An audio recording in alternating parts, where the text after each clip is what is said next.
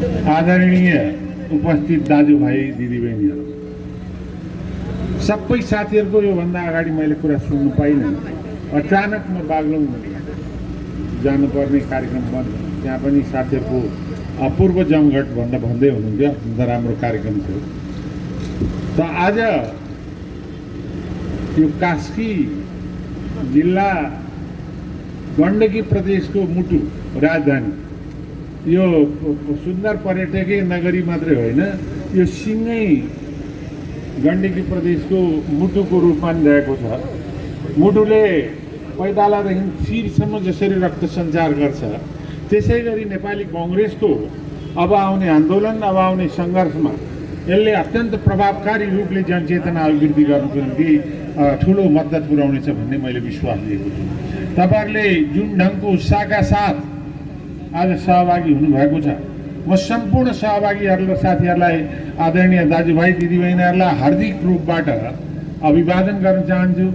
यो वास्तवमै भन्ने हो भने नेपालमा लोकतन्त्रको आजको जटिलतम परिस्थितिमा फेरि एकचोटि जुरुराउनुपर्छ, नत्र लोकतन्त्र खतरामा छ भन्ने अनुभूति तपाईँहरू सबैमा भएर नै अघि भर्खर ताराजीले भन्नुभयो 4 पुस्तासम्म उपस्थित हुनु के को निम्ति भनेर भन्दाखेरि त्यो लोकतन्त्रको निम्ति, सम्मानको निम्ति, स्वाभिमानको निम्ति र समग्र समाजको विकासको निम्ति जुन चेतना छ, त्यो चेतनाको जग अझै मजबुत कसरी बनाउन सकिन्छ त्यसलाई सोध्नुपर्ने आवश्यकता छ। सबभन्दा पहिला त म प्रत्येक नेपाली काङ्ग्रेसका साथीहरूलाई 104 वर्षको राणा शासनको दास्ताको जन्जिरलाई तोडेर, चाहे हिमालका खोजमा बस्ने हुन्, चाहे पहाडका कन्दरामा बस्ने हुन्, चाहे तराईका झुपडीमा बस्ने हुन्, चाहे जुनसुकै धर्म र जातका हुन्, हरेक नेपाली नेपाली हुन् र हरेक नेपालीले समान अंशिया र सम्मान स्वतन्त्रता पाउनुपर्छ भनेर पहिलोचोटि नेपालको इतिहासमा सङ्घर्षको सङ्घनाद गर्ने पार्टी तपाईँ हाम्रो पार्टी नेपाली कङ्ग्रेसै मात्रै हो भन्ने कुरा हामीले प्रत्येकले बुझ्नुपर्ने र त्यसबाट गर्व गर्नुपर्ने स्थिति छ। नेपाली कङ्ग्रेसले 7 सालमा मात्र होइन, निरन्तर रूपबाट इतिहासमा जुन जुन बेला नेपाली कङ्ग्रेस प्रजातन्त्रमाथि आघात भयो, त्यो आघातको प्रत्याक्रमण गर्दै हरेक निरङ्कुशता विरुद्धका गरेका सङ्घर्षहरू, चाहे त्यो तपाईँ 2007 साल भन्नुहोस्, चाहे 47 साल भन्नुहोस्, चाहे 2062-63 को सङ्घर्ष भन्नुहोस्, यी तीनटै सङ्घर्षको नेतृत्व नेपाली कङ्ग्रेसले गरेको हो।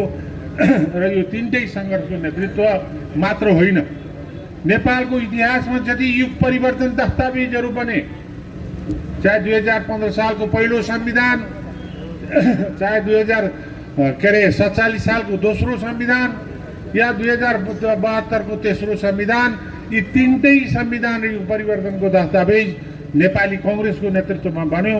र पहिलो संविधान 15 सालको सुवर्ण शमशेरको नेतृत्वमा, दोस्रो कृष्णप्रसाद भट्टराईको नेतृत्वमा र तेस्रो सुशील कोइरालाको नेतृत्वमा। यत्रो ऐतिहासिक बचर छ, यत्रो ऐतिहासिक गरिमा लिएर आएको पार्टी आज हामीले कहाँनिर चुकेका छौँ, के हाम्रा कमजोरीहरू भए, त्यसमा विश्लेषण गर्दै हामी फेरि नयाँ यात्रामा प्रारम्भ गर्नुपर्ने थियो।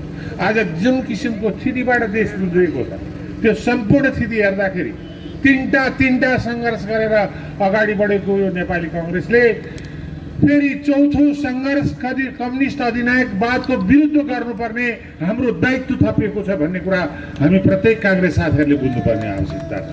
किनभनेदेखि हेर्नुहोस्, संसारभरि तपाईँहरूले प्रजातन्त्रको कोखबाट अथवा निर्वाचित संस्थाहरूले नै लोकतन्त्र मास्ने भस्मासुरहरू जन्मेको इतिहास छ। लेनिनले संविधान सभालाई विघटन गरेर एकदलीय साम्यवाद स्थापना गरे, ड्युमालाई विघटन गरेर। हिटलरले निर्वाचित बुन्डेसट्यागलाई विघटन गरेर नाजिजम फैलाए। आज त्यही किसिमले लोकतन्त्रको जामा र लोकतन्त्रको खोल ओढेर संविधानको खास्टोभित्र बसेर एकदलीय निरङ्कुशतातिर सम्पूर्ण रूपले कम्युनिस्ट शासन गएको छ। हामीले त्यसको विरुद्धमा फेरि एउटा नयाँ सङ्घर्षको थालनी गर्नु पर्यो।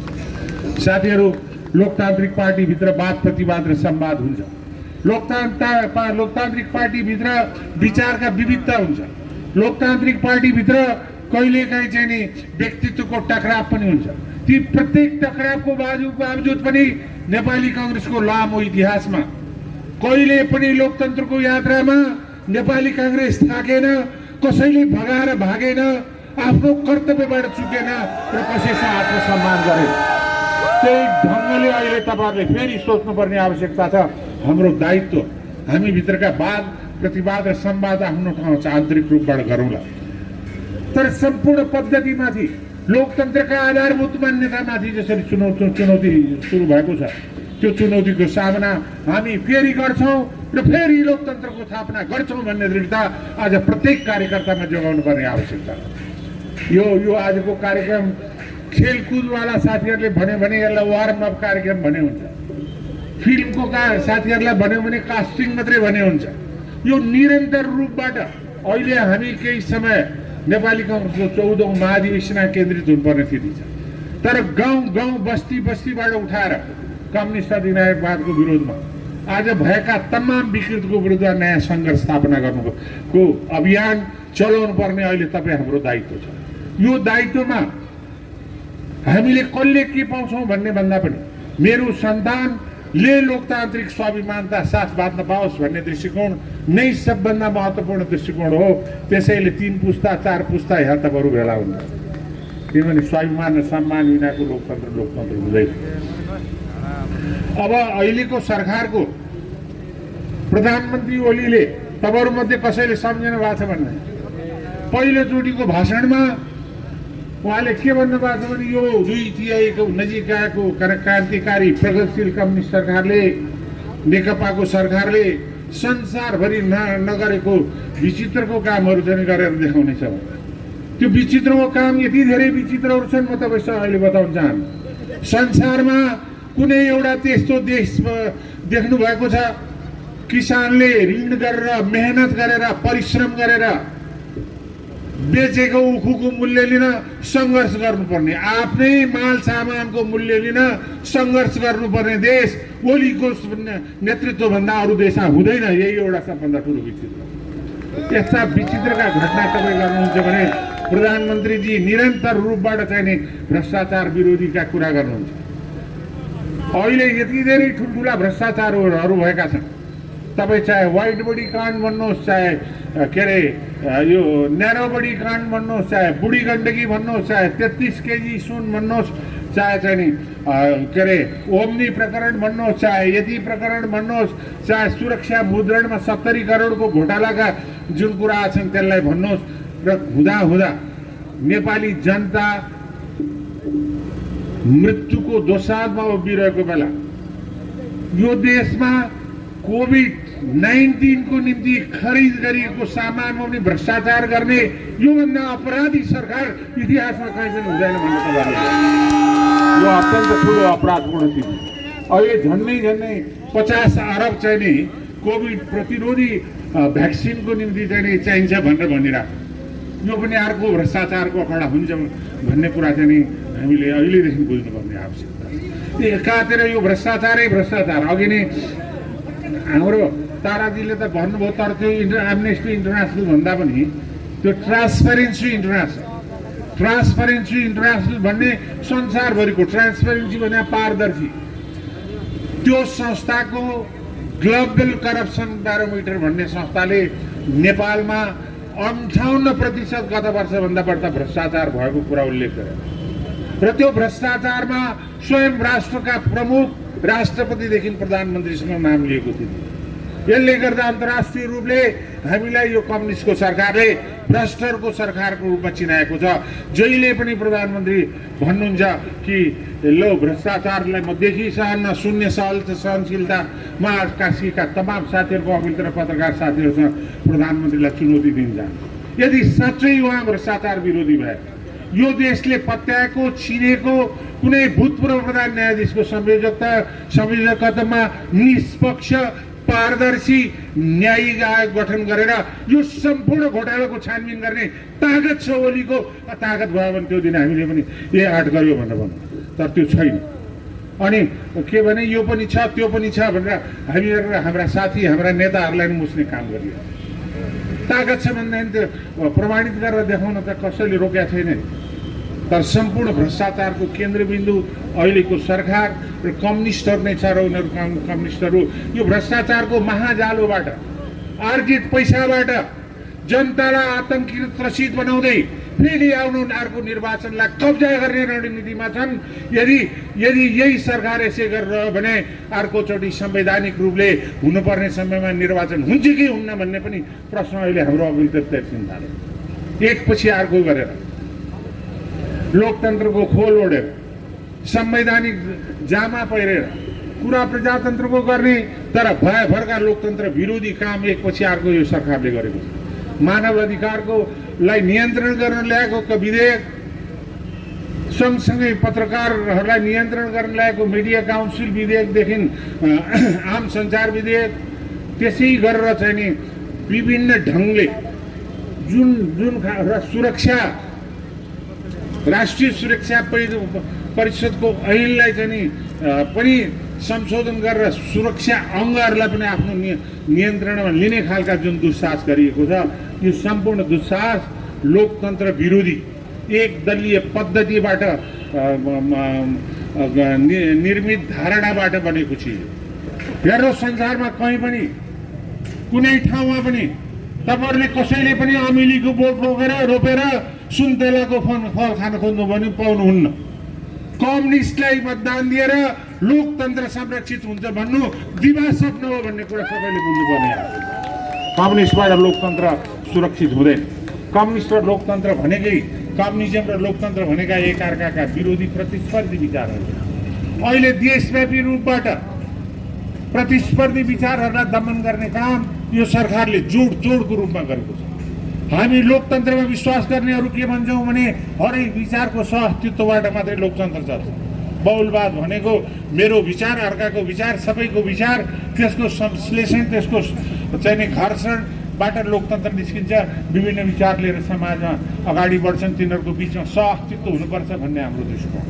तर कम्युनिस्टहरू जहिले पनि एउटा दुश्मनलाई चाहिँ प्रमुख दुश्मन भनेर कहिले कसलाई भन्दा अहिले यो राष्ट्रिय अन्तर्राष्ट्रिय रूपबाट लोकतन्त्रको पहिचान प्राप्त नेपाली काङ्ग्रेसलाई प्रथम दुश्मनको रूपमा प्रहार गर्ने र त्यो प्रहार एक ठाउँमा मात्र होइन, ठाउँमा ती घटनाक्रमहरू भएका छन्। पहिला रोल्पामा हाम्रो त्यहाँको तरुण दलको गाउँका नेता रोहित पुनलाई यिनीहरूले मारे। त्यसपछि सर्लाहीका रामविलास यादवलाई चाहिँ नि कम्युनिस्टहरूले मारे। त्यसपछि आएर चाहिँ नि तपाईँको कञ्चनपुरमा हाम्रो क्षेत्रीय सभापतिलाई ढुङ्गामुढा गरे। त्यति मात्रै होइन, त्यसपछि आएर हाम्रो सभापति के अरे किरण कोइरालामाथि नेपालगञ्जमा आक्रमण। यी आक्रमणको श्रृङ्खलाबद्ध घटनामा पछिल्लो घटना तपाईँहरूकै छिमेकी तनहुमा हाम्रो वरिष्ठ नेता रामचन्द्रमाथि आक्रमण। यो आक्रमण व्यक्तिगत रूपले नसम्झ्यौ, यो प्रत्येक काङ्ग्रेस कार्यकर्ताहरूलाई गाउँमा जान नदिने, त्रसित बनाउन खोज्ने जुन मान्छे हो त्यसलाई जहाँ तिमीहरू जसरी आउँछौ अहिंसात्मक ढङ्गले आए हामीलाई केही छैन, शान्तिपूर्ण होइन, ध्वंसात्मक रूपले आउँछौ भने हामी जस्ताको तस्तै जवाब दिन तयार छौँ भन्ने भावना चाहिँ कार्यकर्ताहरूको त्यो आत्मविश्वास अहिले नेपाली काङ्ग्रेसमा सबभन्दा बढ्ता खाँचो देखियो। त्यही विश्वासात्मक जगाउने यो प्रारम्भिक चरण हो भनेर साथीहरूले बुझ्नुपर्ने आवश्यकता छ। हेर्नुहोस्, देश भ्रष्टाचारले मात्र होइन, अहिले सम्पूर्ण नेपाली करको भारले थिचिएका छन्। साउथ एसियन देशहरूमध्ये, यहाँ बुद्धिजीवी अथवा अरू साथीहरू सबैलाई थाहा हुन्छ, यो सार्क रिजनमा साउथ एसियन देशहरूमध्ये सबभन्दा बढ्ता करको भार बोक्ने नेपाली जनता। गाउँ वडादेखि लिएर गएर गाउँपालिका, नगरपालिका, प्रदेश र केन्द्रसम्म चाहिँ नि करको भार थिचिएको।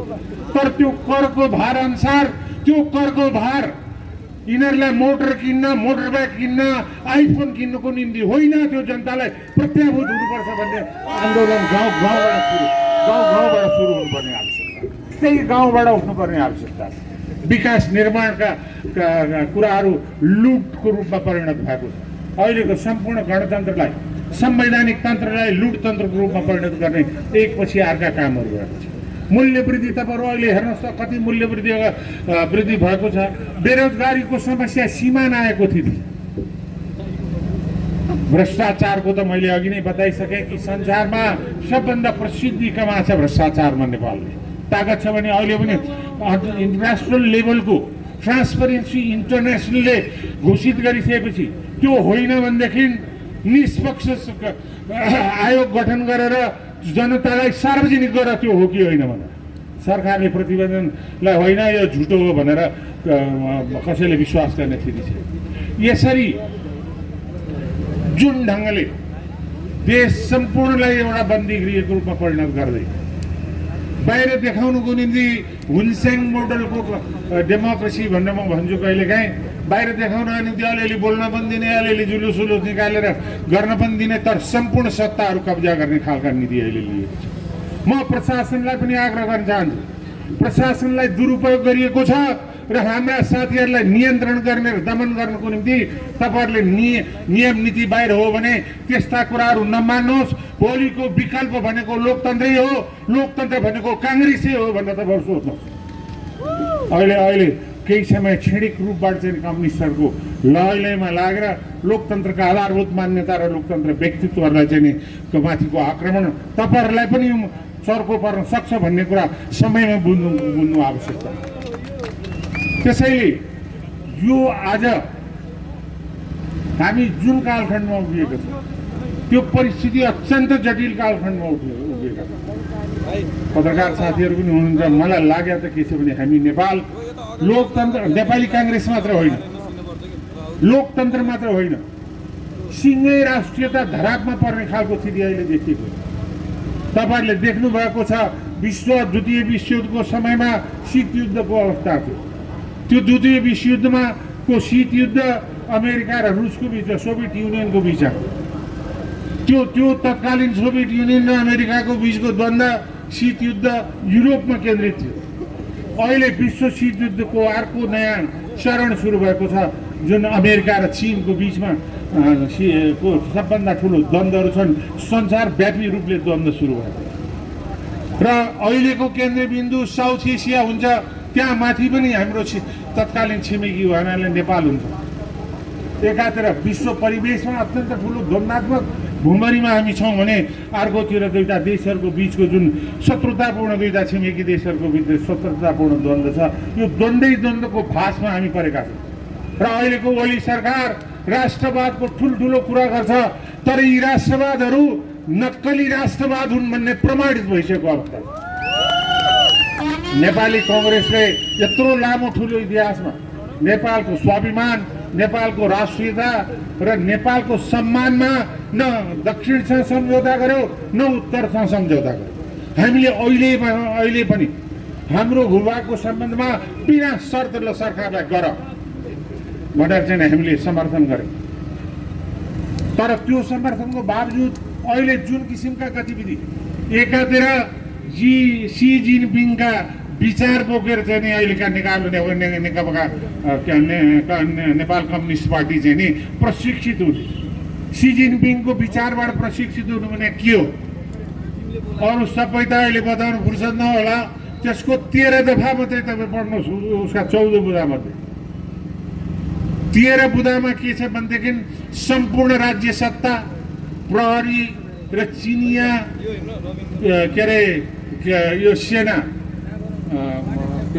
पिपुल्स आर्मी सम्पूर्ण पार्टीको नियन्त्रणा हुनेछ भन्ने सी जिनपिङको विचार लिने पार्टी यो देशमा लोकतान्त्रिक हुन सक्छ भनेर तपाईँहरूले कल्पना गर्यो। त्यो मैले काङ्ग्रेस साथीहरूलाई मात्रै भने होइन, काङ्ग्रेसभन्दा बाहिरका साथी प्रजातन्त्रवादी हिजो कम्युनिस्टलाई भोट दिने साथीहरूले पनि सोच्नुपर्ने स्थिति छ। विश्व लोकतान्त्रिक विश्व हो, मानवाधिकारपूर्ण विश्व हो। मानवाधिकार र लोकतन्त्रको विरुद्धमा यो विश्वमा कुनै पनि विचार टिक्न सक्दैन। आज संसारभरि 196 भन्दा बढ्ता देशमा 3टा कम्युनिस्ट पार्टी तपाईँले गनेर देख 3टा भन्दा 4वटा गन्न गाह्रो हुन्छ। चीन, क्युबा र नर्थ कोरिया। अब अहिले नेपाललाई थप्यो भने नेपाललाई भनौँ, तर उनीहरूलाई थप्न पनि गाह्रो छ। लोकतान्त्रिक ढङ्गले जितेका हुन् उनीहरू, कम्युनिस्ट भएर एकदलीय पद्धतिको नाताले त जित्या होइन। तर उनीहरूका सम्पूर्ण दृष्टिकोणहरू त्यतातिर उन्मुख छन् र कम्युनिस्ट यो विश्वव्यापी रूपबाट पतन भएको विचार, विश्वव्यापी रूपबाट चाहिँ हराएको के अरे कम्युनिस्ट विचारधारा यो प्रेतात्माको रूपमा नेपालीलाई जो प्रभाव पारेछ त्यसलाई मन्सिनु पर्यो। अब दोहोऱ्याउनु भएन त्यो कुरा चाहिँ सबै साथीहरूले, किनभने हाम्रो युद्ध लोकतन्त्रको निम्ति युद्ध, हाम्रो युद्ध नेपालको स्वाभिमान र सम्मानको युद्ध। हाम्रो युद्ध नेपालको राष्ट्रियताको वर्चस्व र सम्मानको निम्तिको युद्ध हो। त्यही युद्धको क्रममा हामीले निरन्तर रूपबाट तपाईहरुले हेर्नुभयो भने नेपाली कांग्रेसको यत्रो लामो यात्रामा हामीले गल्ती गरेका छैनौँ भन्ने कुरा हो। हाम्रा गल्तीहरूले नै सायद जनताले एकचोटि अर्को पनि हेरौँ न त भन्ने कहिलेकाहीँ चाहिँ नि के भन्छ भने यो पनि भएन त्यो पनि हेरियो अर्को हेरौँ न भन्ने पनि होला। अर्को चाहिँ नि के भनेदेखि दुईटा मिलेको छ, दुईटा मिलेपछि स्थिरता आउँछ नि यो देशमा। 29-30 पार्टी हुँदाखेरि 8-8 महिनामा परिवर्तन हुने सरकार भन्दा अलिकति स्थिर भयो भने त्यसले केही काम गर्छ कि भन्नु न स्थिरता दिन सक्यो। 9 महिनादेखि दुईटा पार्टी एक अर्काको पार्टीभित्रै एक अर्काको बीचमा एकले अर्कोलाई दोषारोपणका बौछार छन्। तपाईहरुले दुईटा अध्यक्षले दिएका प्रतिवेदन राम्रोसँग पढ्नुभयो भने नेपाल कम्युनिस्ट पार्टीको अहिलेको सम्पूर्ण चित्र त्यही पढाउनुहुन्छ। त्यति मात्रैले पनि पुग्छ, हामीले केही भन्नु पर्ने नै थिएन। उनीहरू कति भ्रष्ट छन्। एउटा अध्यक्षले भनेको छ अर्कोले चाहिँ लोकतन्त्र विरोधी र यो पीडितहरूलाई चाहिँ नि कोडलाई ल्याए नदिने कारण को हो भनेर भनेको छ भन्दाखेरि दुईटाको पोल खोलामा सम्पूर्ण कुरा नाङ्गिएको छ। यो कुरालाई हामीले जनस्तरमा पुर्याउनु पर्ने आवश्यकता छ। यो जनस्तरमा पुर्याउनुको निम्ति सबभन्दा पहिला हामीभित्रको एउटा चाहिँ नि ठुलो आत्मविश्वासको खाँचो अहिलेको सबभन्दा ठुलो खाँचो नेपाली कांग्रेस हो। म आफै पनि भन्छु, मैले लेखा पनि छु, भन्छु भने हामीले प्रतिपक्षको भूमिका जुन ढङ्गले गर्नु पर्थ्यो त्यसमा हाम्रा केही कमजोरी देखे भयो कि। तर अब प्रतिपक्ष भन्नाले चाहिँ नि साथीहरूको एउटा कुरा चाहिँ नि कहिलेकाहीँ के पनि देखिन्छ भनेदेखि यो कम्युनिस्टले संशोधन गरे जस्तै माइकै फोरिहाल्ने, सभामुखलाई पिट्नु गइहाल्ने, अर्थमन्त्रीको बजेटै खोसेर पिटपाट गर्ने खालको प्रतिपक्ष कांग्रेस हुन सक्दैन। हामी 104 वर्षको राणा शासनपछि निरन्तर रूपबाट लोकतान्त्रिक यात्रामा नेकपा एमालेलाई झापाबाट व्यक्ति हत्याबाट सुरु गरेको सर्वसत्तावादी र एकदलीय जनवादमा विश्वास गर्ने पार्टीलाई लोकतन्त्रमा रूपान्तरण गर्यो। 17,000 भन्दा बढ्ता नेपाली जनताको ज्यान लिने कम्युनिस्ट पार्टी माओवादीलाई हामीले लोकतन्त्रमा रूपान्तरण गर्यौँ। यो रूपान्तरणको प्रक्रियामा हामी अहिले पनि सबैको निम्ति सहजकर्ता, सबैलाई लोकतान्त्रिक संस्कृति सिकाउने, लोकतान्त्रिक पद्धतिमाथि चाहिँ नि आस्था जगाउने काम नेपाली कांग्रेसले गर्यो। तर नेपाली कांग्रेस जुन बेला लोकतन्त्रमाथि साँच्चै चुनौती आयो, लोकतन्त्रका आधारभूत सिद्धान्तमाथि चाहिँ नि हमला हुन थाल्यो भने नेपाली कांग्रेसले तीनटा ठुल्ठुलो इतिहासको नेतृत्व गर्यो। तपाईहरुमध्ये के अरे यो अहिले त गुगल पल्टाएर हेर्नुहोस्, एउटै पार्टीले 3टा ठुल्ठुलो क्रान्तिको नेतृत्व गरेर त्यो देशका जनतालाई लोकतन्त्र दिने पार्टी नेपाली कांग्रेस सिवाय कुनै छैन भनेर म दाबीका साथ भन्छु। तर अब कहिलेकाहीँ चाहिँ हामीले सोच्नुपर्ने कुरा के छ, यसबाट हामीले सम्पूर्ण रूपबाट गर्व लिनुपर्ने स्थिति छ। हामीले आत्तिनुपर्ने कुनै परिस्थिति छैन। नेपाली कांग्रेस अहिले पनि जनताको बिचमा त्यत्तिकै जनप्रिय छ। तर नेपाली कांग्रेसलाई कसरी आधुनिकीकरण गर्न सकिन्छ, नेपाली कांग्रेसलाई जीवन्त र नयाँ नेपाली कांग्रेस कसरी निर्माण गर्ने, यो पनि आन्तरिक रूपबाट हामीले धेरै सुधार अहिलेसम्म गरेका गल्तीहरूलाई चाहिँ आत्ममूल्याङ्कन गर्दै आफै भित्रबाट विश्लेषण गर्नुपर्ने अहिलेको आवश्यकता। त्यो कुनै दिन पार्टीभित्रको आन्तरिक छलफल भयो भने म राख्नु अहिले म प्रवेश गर्न चाहन्छु। अहिलेको मूल कुरा लोकतन्त्रमाथि जुन ढङ्गको एकपछि अर्को सरकारको सम्पूर्ण असफलताको कारणले, भ्रष्टाचार र करुणताको कारणले र जनतालाई जुन खालको भ्रम र भुलको झुटका पुलिन्दाहरू बाँडी भ्रमका खेतीहरू गरी, त्यति मात्रै होइन हामी तिमीहरूलाई जिउँदै स्वर्ग जाने भर्याङ बनाउँछु भन्दा पनि नछाड्ने खालका भ्रम बाँडे। तर अहिले के प्राप्त छ? त्यस कारण हो जनता वाक्क भएका छन्। तर त्यो वाक्क भएको जनतालाई हामीले तताउने र आकर्षण गर्न अहिले पनि सकेको छैनन्। हाम्रा जिल्लाका नेताहरू, गाउँका नेताहरू र सम्पूर्णले हिजो को कतातिर लागेको थियो, अहिले पनि को छौँ भन्नुभन्दा पनि कांग्रेसलाई एकीकृत गर्नुको निम्ति आन्तरिक लडाई हामी आफ्नो ठाउँ बसेर कम्युनिस्टसँग लड्नको निम्ति र लोकतन्त्र संरक्षण गर्नुको निम्ति सम्पूर्ण काङ्ग्रेसका साथीहरूमा एकता अहिलेको सबभन्दा ठुलो आवश्यक। यत्रा साथीहरूको बिचमा र मेरा अत्यन्त वरिष्ठ साथीहरू मञ्चमा हुनुहुन्थ्यो, उहाँहरूको कुरा सुन्न पाइनँ र सम्पूर्ण दाजुभाइ दिदीबहिनीहरूलाई मेरो हार्दिक रूपबाट आभार व्यक्त गर्दै यहाँका आयोजकहरूलाई पनि धन्यवाद दिन्छु। तपाईँहरूसँग बिदा हुन्छु। धन्यवाद। जय नेपाल।